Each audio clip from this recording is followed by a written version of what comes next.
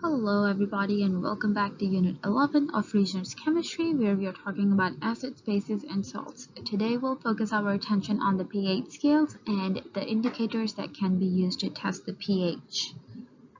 So last time when we briefly talked about the pH of acids, bases, and salts, we said that all the acidic solutions have a pH less than 7, basic solutions have a pH more than 7, and neutral solutions have a pH of 7. Now, the thing to remember here is that if we have an acidic solution, the lower the pH, the more acidic the solution is. In case of a basic solution, the higher the pH, the more basic the solution is. So we can further classify our scale by saying that if the pH of a solution is between 0 to 2, it's a very strong acid because the pH is very low. If that pH is between 3 to 5, it's kind of a medium strong acid.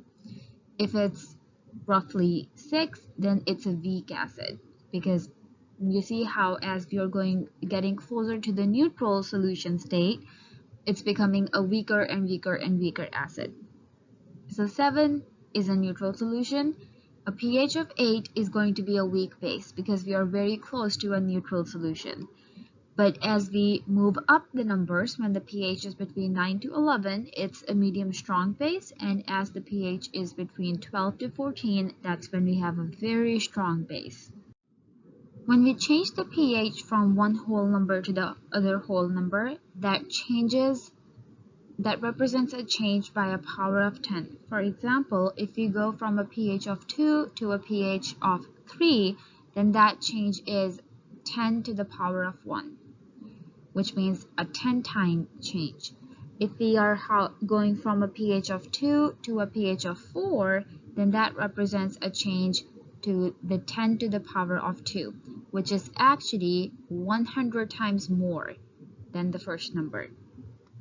Now remember, in acids, when the pH is between 1 to 7, the concentration of hydronium ions, or the hydrogen ions, is greater than the concentration of hydroxide ions. The neutral solutions have equal concentration of hydronium and hydroxide ions, and the basic solutions, because they have more hydroxide, so the concentration of hydroxide ions is greater compared to the concentration of hydronium ions.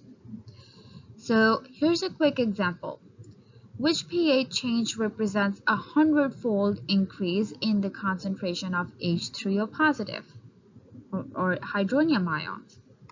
Here are the 4 options that we have. Now, we are talking about a change in the concentration of hydronium ions, and that changes 100-fold. So 100 is actually 10 to the power of 2. That means we are changing the pH by a number of 2, by a whole number or whole digit of 2. And because we are increasing the concentration of hydronium ions, that means the solution is becoming more and more acidic. So the pH has to decrease. So what this question basically means is that we are decreasing the pH 2 times. By 2 numbers. So which option is saying that the pH is decreasing by 2 numbers? That is option 3. We are going from a pH of 3 to a pH of 1. In literal terms, pH is just the negative logarithm of the concentration of hydrogen ions, or the concentration of hydronium ions. So if we get a question like this, determine the pH of a solution in which the concentration of hydrogen ions is 1 times 10 to the power of negative 5 molar. All we have to do is plug in this concentration into the equation for pH. So we know that pH is going to be the negative logarithm of this concentration, 1 times 10 to the power of negative 5. Now when you plug in this number in your calculator, just plug in, so forget or ignore the negative part for now, just plug in logarithm or log of 1 times 10 to the power of negative 5 in your calculator. You get negative 5 as your answer. When we multiply that negative 5 with a negative, we get positive 5 as the pH for this solution. Now the question is also asking, is the solution acidic or basic? So based on this pH, because this is less than 7, we can predict that the solution is acidic. Here's another example like that. An unknown solution is found to have a hydronium ion concentration of this many molars. Is the solution acidic or basic? Now notice how this question did not mention the word pH, but we do know that in order to figure out whether something is acidic or basic, we do need to figure out the pH. So we'll go ahead and plug in this concentration of the hydronium ion into the equation for pH. In our calculator, we'll plug in log of 1 times 10 to the power of negative 11, and that gives us negative 11 as our answer. When you multiply that with the negative that we ignored earlier, then that our final pH is going to be 11. Now based on that, because this is greater than 7, we can predict that this solution is basic. Sometimes you can also get a reverse question, something that looks like this. What is the hydronium ion concentration of a solution with a pH of 7? So in this case, we are given the pH and we have to figure out the concentration. So the easiest way, if we do not get into the real math of how to bring the log on the other side and make that natural log and do all that good stuff, if we have to do this in a very simple way, we know that pH is the negative log of the concentration of H positive.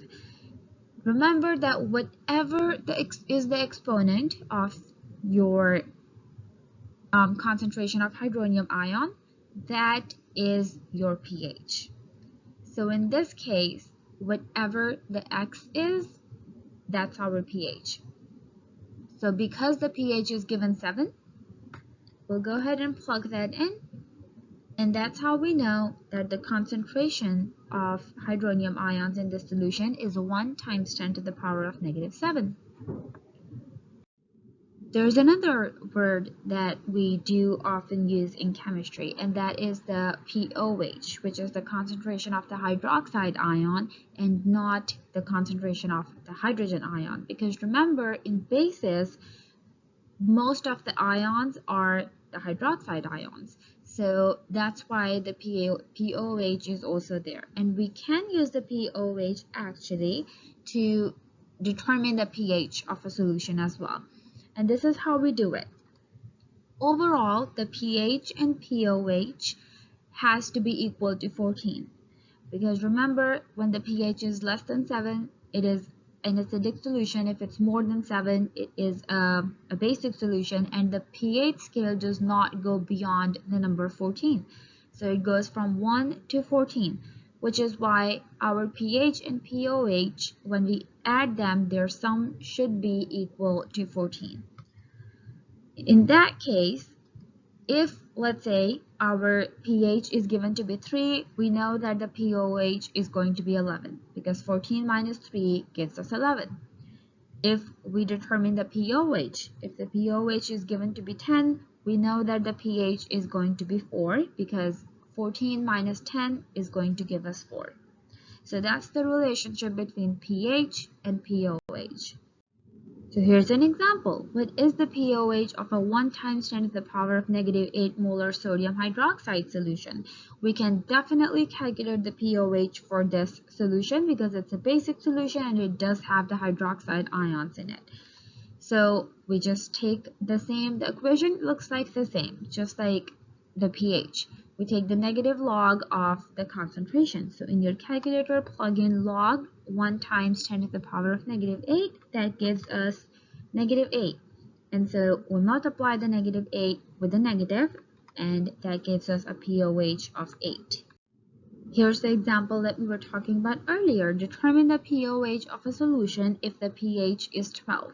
So we're given the pH, we have to determine the pOH. We know that the sum of pH and pOH should be equal to 14. So now if I want to calculate the pOH from this equation, I can go ahead and subtract the pH on both sides.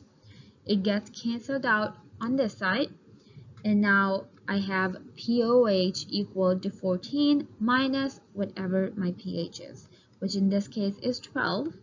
So we get a pOH of 2. Here's another example. What is the pOH of a 0.0001 molar HI solution, hydrogen iodide? Now, look at this question carefully. The compound that's given to us is hydrogen iodide. It does not have any hydroxide in it. No OH there, which means we cannot directly calculate the pOH because this concentration of 0.0001 molar is the concentration of the hydrogen ions, not the concentration of the hydroxide ions. So what we'll do in this case is we'll go ahead and calculate the pH first. And of course, we need to convert the 0.001 molar into the scientific notation. And that gives us 1 times 10 to the power of negative 4 molar. And then when we calculate the pH, we will take the log of 1 times 10 to the power of negative 4, which gives us negative 4. We multiply that with a negative, and that gives us a pH of 4. Now that we have the pH, we know how to go from pH to pOH.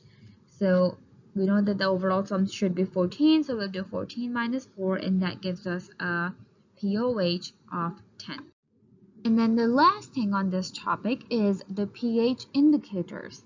Indicators are something that we use to test the pH of anything, to check whether we have an acidic solution or a basic solution, and whether we have a strong acid or a weak acid, or a strong base or a weak base. That's what we use indicators for. They are given to you in table M, and if you look at table M, the first indicator given there is methyl orange. Now, that approximate pH range for the color change is 3.1 to 4.4. What that means is that methyl orange is going to turn red when it's in a solution that has a pH of 3.1 or less than that. And it's going to turn yellow when it's in a solution that has a pH of 4.4 or more. But when it's in the middle, when it's between 3.1 and 4.4, it's going to have a middle color between red and yellow, which is kind of orange. Let's look at a couple more of them. Here's bromothymol.